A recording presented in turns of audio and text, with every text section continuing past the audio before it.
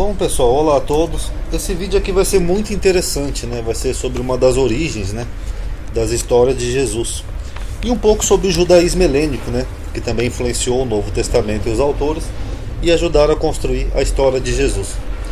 Então primeiro eu vou falar aqui rapidinho sobre o livro da sabedoria. Esse artigo aqui é do Wikipedia, tá? Mas ele está em comum acordo com aparatos, né, introduções como as bíblias de estudo, então não tem nada que desabone ele. Eu vou ler um trechinho para vocês entenderem o que é o livro da sabedoria. Quem tem a Bíblia católica, esse livro tem na Bíblia católica, tá? Ele só não tem na protestante, porque ele é um deuterocanônico. Deutero quer dizer novo, né? Ou segundo, né? Uma segunda canonização. E os protestantes não aceitaram esse livro, tá? Ou retiraram depois quando fizeram a reforma. Então o livro da sabedoria, ou Sabedoria de Salomão, é um dos maiores livros deuterocanônicos da Bíblia, que foi canonizado depois. Ele possui 19 capítulos, é bem curtinho, e é considerado o volume companheiro de Eclesiástico, né, que é um livro de sabedoria. Então, só para deixar claro aqui, não é um livro histórico, não é uma história real, é um livro de sabedoria, que nem Salmos, Provérbios, Eclesiástico e sabedoria, tá? É normalmente atribuído a Salomão. Porém, estudos indicam que foi escrito por um judeu de Alexandria, no Egito, tá? Não por Salomão.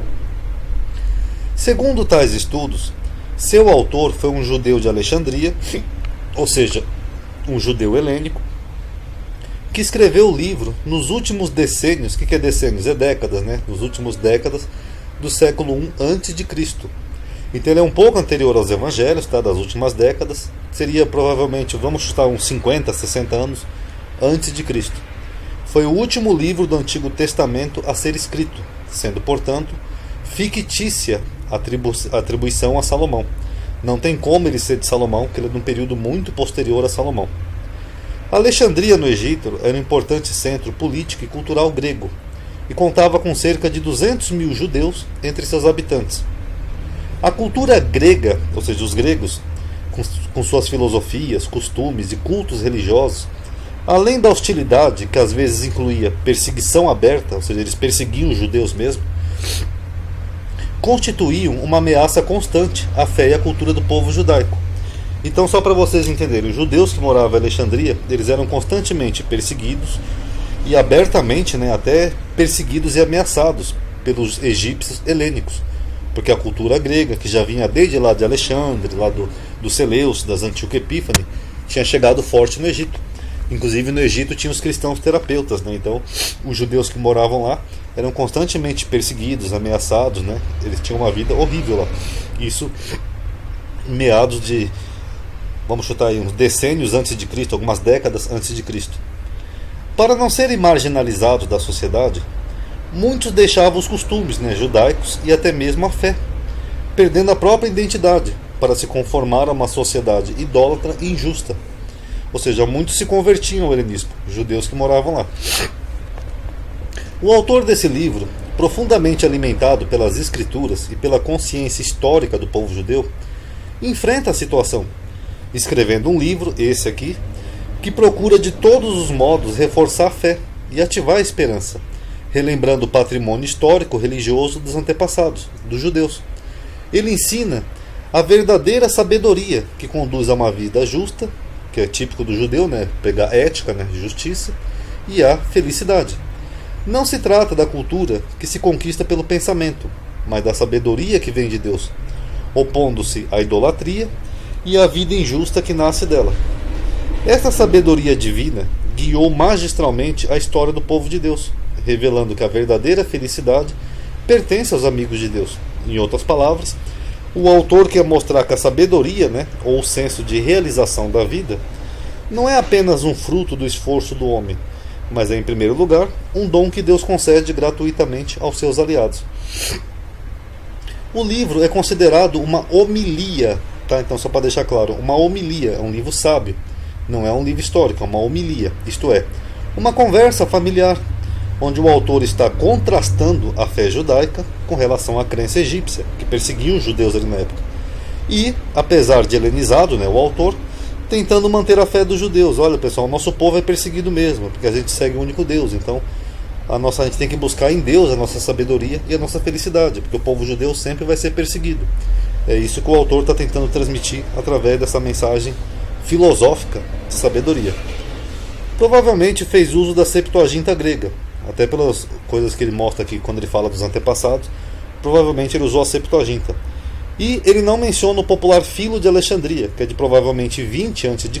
até uns 40 ou 50 depois de Cristo. Mas o fato é que o fato dele não mencionar Filo, que foi o judeu que morava em Alexandria, um judeu helenista, o mais popular, né, um grande sábio. Filo chegou aí em Roma, né, defender os judeus, né, da expulsão. Então isso prova que ele escreveu o livro um pouco antes de Filo de Alexandria. O que também nós não podemos descartar a hipótese de Filo ter lido esse livro e também ter, de certa forma, adaptado ou influenciado por uma ideia ou outra do livro. A Bíblia Católica tem esse livro. Quem tem a Bíblia de Jerusalém pode ver na sua Bíblia, o livro de sabedoria, depois de Eclesiástico, tá? Só a protestante que não tem. Mas nessa homilia de um judeu helênico, nós temos uma das bases da história de Jesus. O justo, no caso desse livro que ele está escrevendo aqui, é o povo judeu. Ou seja, um povo que estava ali sofrendo perseguição, ameaça, sofrendo horrores ele na mão dos egípcios. Então esse é o justo que ele mostra no livro. E o ímpio, o egípcio, ok? Mas esse justo que sofre parece ter inspirado em muito os autores dos evangelhos. O que nós podemos até hipotetizar, que os autores dos evangelhos teriam conhecimento disso, até porque também eram judeus helênicos, judeus que moravam em comunidades da diáspora. Inclusive o próprio Paulo também, que era um judeu helênico, pode ter tido acesso ou a esse conteúdo ou a um conteúdo similar, tá bom? Vamos ver alguns trechos aqui só que eu isolei para mostrar para vocês. O capítulo 2, ó. Ele fala: cerquemos o justo. Ele está falando de quem? De Israel, do judeu. Porque o judeu tinha uma vida mais ética, regrada, sem idolatria, e sofria a perseguição dos egípcios, ali em Alexandria. Mas quando a gente analisa assim, a gente vê que é idêntica à história de Jesus, ó. Cerquemos o justo, porque ele nos incomoda, é contrário às nossas ações. Ele nos censura por violar a lei e nos acusa de contrariar a nossa educação. É Jesus que, segundo os evangelhos, era cercado pelos fariseus, estava sempre acusando eles de não cumprir a lei de Deus, mas mais mandamento de homens, e incomodava eles. Ele se gaba de conhecer a Deus e se chama a si mesmo Filho de Deus. Não é o mesmo título que Jesus aplica a si mesmo no Novo Testamento?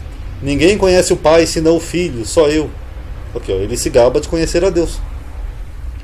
Sua existência é uma censura às nossas ideias. Basta sua vista para nos importunar. Sua vida, com efeito, não se parece com as outras, e os seus caminhos são muito diferentes. Eles nos têm por uma moeda de mau quilate, e afasta-se de nossos caminhos como de manchas. Julga feliz a morte do justo, e gloria-se de Deus ter por pai. Quem é que dizia que era filho de Deus? Não me vês, Felipe? Quem vê a mim vê ao Pai, quem vê ao Pai vê a mim. Jesus. Vejamos, pois, se suas palavras são verdadeiras, e experimentamos o que acontecerá quando da sua morte, porque se o justo é filho de Deus, Deus o defenderá e o tirará das mãos dos seus adversários. Provemo-lo por ultrajes e tortura, a fim de conhecer a sua doçura, e estamos cientes de sua paciência. Condenemo-lo a uma morte infame, que nem Jesus, porque conforme ele, Deus deve intervir. Eis o que pensam, mas enganam-se, sua malícia os cega. Eles desconhecem os segredos de Deus, não esperam que a santidade seja recompensada, e não acreditam na glorificação das almas puras. Então aqui o capítulo 2, só lembrando que não é o livro todo, tá? É só uma metade do livro que tem mais a ver com isso. Ele está falando de um povo perseguido lá no Egito, sendo zombado pelos egípcios, mas você vê direitinho aqui a história de Jesus. Isso pode ter influenciado os autores do Novo Testamento. Aí, pulando 3 capítulos, vamos para o capítulo 4, no versículo 6, que diz: porque os filhos nascidos de uniões ilícitas serão no dia do juízo testemunhas a deporem contra seus pais, tipo incesto. Quanto ao justo, aí está falando do judeu, mas pode haver aqui algo que influenciou Jesus, mesmo que morra antes da idade, gozará de repouso. O que ele está falando? Mesmo que o judeu seja assassinado ali por um egípcio, ele vai ter um repouso no paraíso, porque ele é puro. É o mesmo que vale lá para Jesus, que morreu relativamente novo para a época.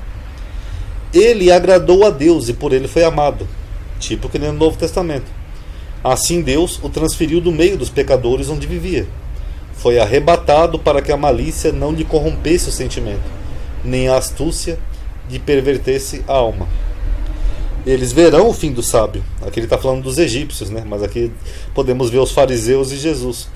E não compreenderão os desígnios do Senhor a seu respeito, nem porque ele o pôs em segurança. Eles verão e mostrarão desprezo, mas o Senhor zombará deles. Capítulo 5. Ei-lo, aquele de quem outrora escarnecemos. Não parece lá o Novo Testamento eles escarnecendo de Jesus? E a quem loucamente cobrimos de insultos. Considerávamos sua vida como uma loucura e sua morte como uma vergonha. O sopro do Todo-Poderoso, aqui a morte como vergonha, que é a crucificação, né? A morte no madeiro era considerada maldita, né, no judaísmo. Então os autores do Novo Testamento podem ter absorvido essa ideia de alguém que morre vergonhosamente, mas que a sua morte acaba se tornando grande, né, influenciadora.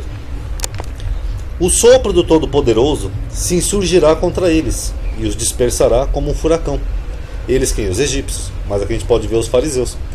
A iniquidade fará de toda a terra um deserto, que nem aconteceu em Jerusalém, que foi destruída pelos romanos.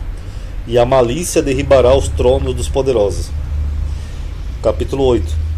Governarei povos e as nações me serão submissas. Lembra lá o Apocalipse, que fala que Jesus é o Rei dos Reis e o Senhor dos Senhores. Príncipes temíveis estarão cheios de medo ao virem de mim, ou seja, ele é o Rei dos Reis. Eu me mostrarei bom para com o povo e valoroso no combate. Capítulo 9. Deus de nossos pais. Aqui eu só destaquei para vocês verem que o autor era um judeu, ainda que helênico. Ele fala Deus de nossos pais. E Senhor de misericórdia, que todas as coisas criastes pela vossa palavra. Aqui a vossa palavra é o Logos, que depois Filo também faz todo um tratado, né, sobre o Logos, a palavra que originou a vida. Então você vê que antes de Filo já tinha um judeu helênico que falava do Logos, da palavra. Ora, vós me escolhestes para ser rei de vosso povo, viu? Que nem Jesus. E juiz de vossos filhos e vossas filhas. Vós me ordenastes construir um templo, que nem Jesus, que falava de um templo espiritual, na vossa montanha santa, e um altar na cidade em que habitais, imagem da sagrada habitação que preparaste desde o princípio. Versículo 15. Aqui já lembra um pouco Paulo, que também Paulo era um judeu helênico, e a gente vê que essas ideias também eram comuns aos judeus helênicos. Porque o corpo corruptível, lá que nem Paulo, torna pesada a alma, e a morada terrestre, que seria o corpo, né, oprime o espírito carregado de cuidados. Mal podemos compreender o que está sobre a terra, dificilmente encontramos o que temos ao alcance da mão. Quem, portanto, pode descobrir o que se passa no céu? Então quer dizer que nós somos seres de corpo corruptível, né, material, que nem Paulo dizia. E aqui o que se passa no céu lembra aquela frase de Jesus, né? Ninguém conhece o Pai senão aquele que desceu do céu. Eu sou o pão que desceu do céu. Capítulo 10. O primeiro homem, que seria o Adão Celeste, uma ideia também desenvolvida depois por Filo de Alexandria, o pai do mundo, que foi criado sozinho, foi a sabedoria. Então não foi o Adão, foi uma sabedoria que cuidou dele, tirou-o de seu próprio pecado e deu-lhe o poder de reinar sobre todas as coisas.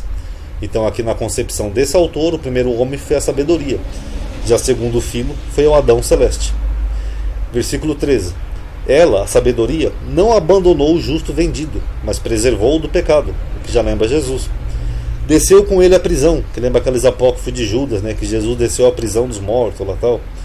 E não o abandonou nas suas cadeias, até que ele trouxe o cetro do reino, o reino espiritual, e o poder sobre os que tinham oprimido, os judeus. Revelou-lhe a maneira de seus acusadores, e conferiu-lhe uma glória eterna. Capítulo 11.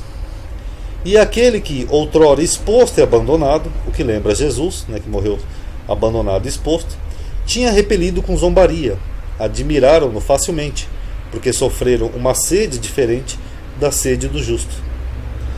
Aqui o capítulo 15 lembra aquilo de Paulo também. Ó. Eis, portanto, um oleiro que amassa laboriosamente a terra mole e forma diversos objetos para o nosso uso. Mas da mesma argila, o oleiro faz vasos destinados a fins nobres e outros, indiferentemente, para usos opostos. Foi o que Paulo falou aqui em Coríntios. O mesmo oleiro faz uns vasos para a glória e outros vasos para a perdição. Para qual destes usos cada vaso vos será aplicado? O oleiro é que será o juiz. Do mesmo barro, que nem Paulo, forma também o obreiro perverso, uma vã divindade, ele que ainda há pouco nasceu da terra, e em breve voltará para a terra, ou seja, vai morrer, de onde foi tirado, quando lhe serão perdidas as contas de sua vida.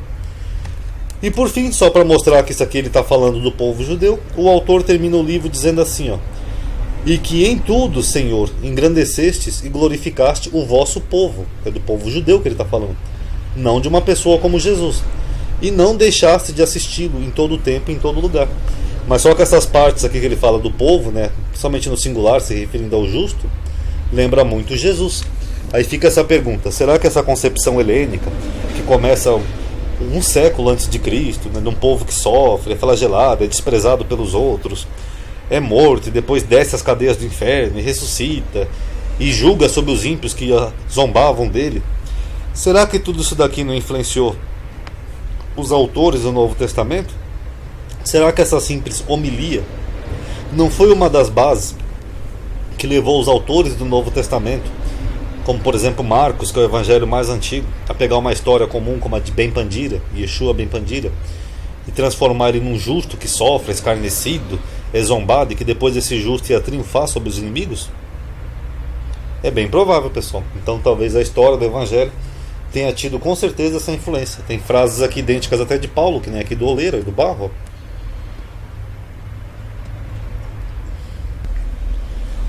Aqui, ó, pessoal, eu peguei até a referência ali de Romanos, ó, que Paulo fala: e não tem o oleiro poder sobre o barro para da mesma massa fazer um vaso para honra e outro para desonra?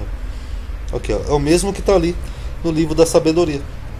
Então Paulo não criou isso do nada. Será que Paulo não teve acesso a esse livro? Então fica aí para vocês entenderem, ó. Será que não foi essa uma das bases do pensamento helênico dos autores do Novo Testamento, que depois também influenciou os evangelhos, tudo, e a história de Jesus?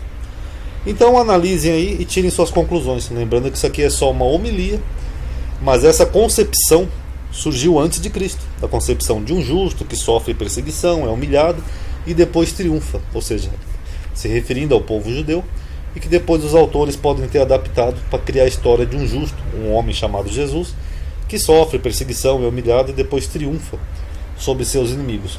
Tá bom, pessoal? Então analise aí e tirem suas conclusões. Paz a todos.